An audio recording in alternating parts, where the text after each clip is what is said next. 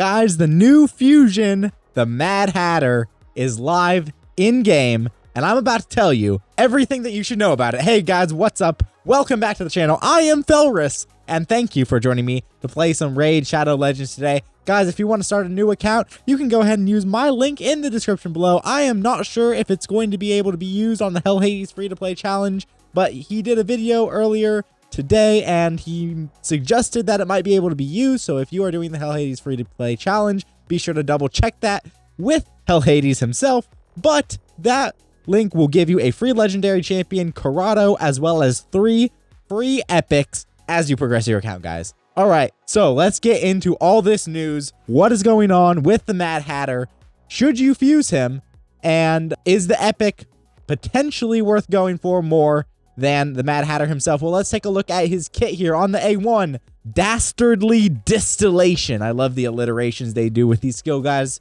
Attacks 1 enemy 2 times. Each hit has a 25% chance of stealing 1 random buff, which is pretty useful. By the time you get back around to the A1 and probably Arena, you probably won't be able to steal like a pinpoint stack, but you know, potentially you can steal a stack of Intercept or whatever. In Hydra, that's pretty good if you want to steal like Reflect Damage or Ally Protection or whatever it is. This, as we go through his kit, it does read as a Hydra kit, guys. Each hit also has a 75% chance of applying a debuff spread effect that books to 100% chance, taking 1 random debuff from the target and placing it on all enemies under a hex debuff. And he does bring his own hex, so that is quite a good A1 from the Mad Hatter here. On the A2, Mixture Most Foul. Attacks all enemies, has a 75% chance, books to 100% chance of placing a hex debuff and a weaken debuff on all enemies for 2 turns. The ally with the highest crit damage will team up and join the attack. The ally joining the attack will use their default skill. The damage dealt by the ally joining the attack will increase by 10% for each debuff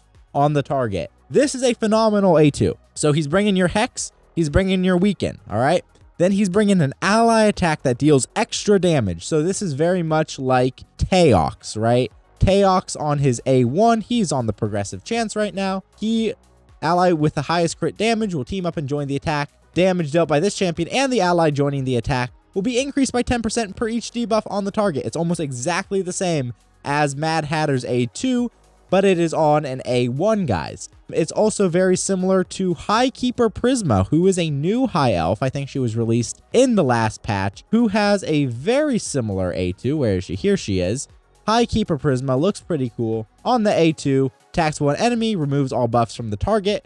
Ally with the highest crit damage will team up and join the attack. The ally joining the attack will use their default skill and ignore 35% defense. Activates an instant turn if the enemy is killed. So very similar to both Prisma and Takeover on that A2 from the Mad Hatter. And this is something we are seeing a lot more of in the game. So not super unique, but incredibly powerful and proven to be incredibly powerful in Hydra. All right, on the A3, a Whiff of Madness.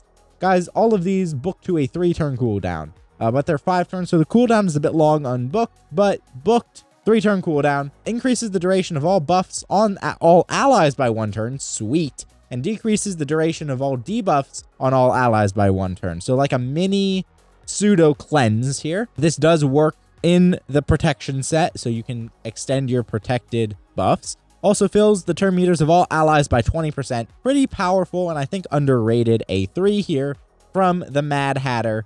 Good in Arena, good in Chimera, okay in Hydra, all right? And then on the passive, every 10 turns taken by allies heals all allies by 20% of their max HP. Sweet. He can be a bit of a healer for you. I'm not sure if that's going to get off long enough for him to be, often enough for him to be your only healer, but he will certainly help quite significantly. Every 6 turns taken by enemies places True Fear on all enemies for 1 turn. So in Chimera, as Nubraids pointed out earlier today, you will be able to instantly fear. The Ram form won't help you with the trial, but you will potentially keep the Ram from taking that first turn, which could be critical. If there are multiple champions on the team with this skill, only 1 will activate. And then, of course, he has an accuracy aura here. Increases accuracy in all battles by 60. pretty handy aura. Well, this guy has been proven to be pretty good. Do I think that he is a must-get fusion? Probably not. Probably for most of you, you could use the Hex champion, you could use the Weakened champion, particularly in Hydra, but I don't think he's a must-get. You can save your resources if you're tired, wait for next month. Now, he is exceptionally powerful, potentially like top of the meta for Hydra, but that does not mean you should necessarily use your resources. Why? Well, because we've got an epic, a Void epic, also in the Knights Revenant faction, that could potentially be as good or better. So we've got Dawncaller Sabbatha here, and a couple days ago we were given this infographic, so we'll blow that up for you. Here we go. So you've got a choice here. You can either get this top tier epic, and we'll go over what she does in just a second, or you can get Mad Hatter. So let's take a look at her kit. So on the A1, you guys know I love these A1s. Attacks one enemy, heals the ally with the lowest HP by 10% of this champion's max HP. Guys, what? That is a legendary skill. That is not a skill you put on an epic. That is a legendary skill. All right?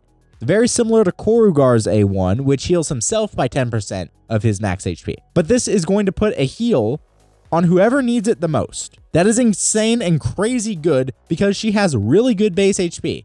Well, not really good base HP. Actually, that's kind of low for a support champ, but it's good HP. You know, you can build her with a ton of HP.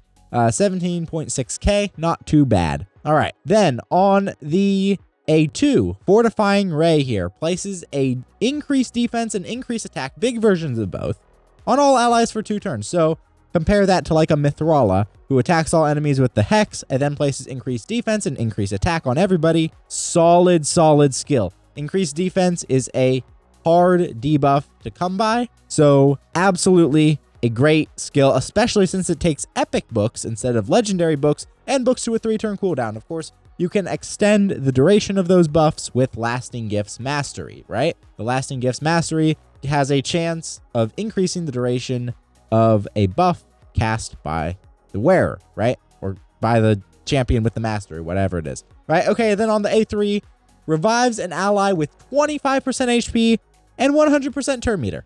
Good heavens.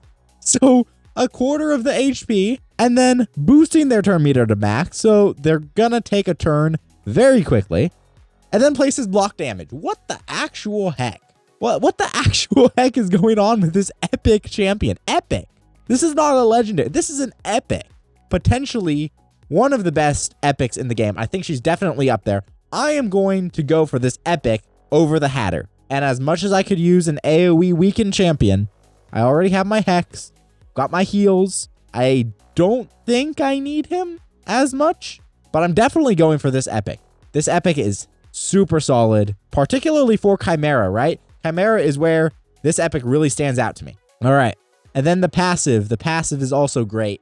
Whenever this champion revives an ally, decreases the cooldown of one of this champion's skills by 1 turn. And I would assume that that includes the revive. So she'll be reviving every 4 turns and also decreasing her cooldowns at the same time. And she'll get her A1 heal off fairly often. Guys, this is power creep to the max, okay? This is a phenomenal epic champion. A phenomenal epic champion.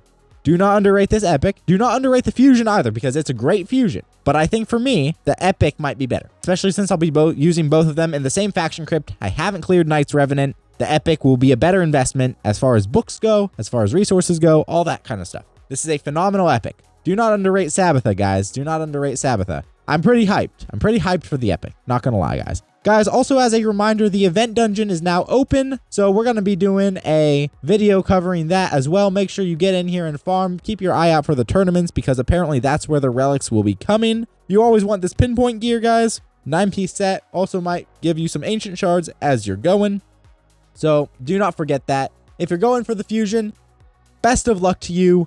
Wish you all the best who are going for that. If you're going for the epic, you've got a great return on your resources with this epic, guys. Great return on your resources. Guys, thank you for watching. I have been Felrus, and I will see you in another video.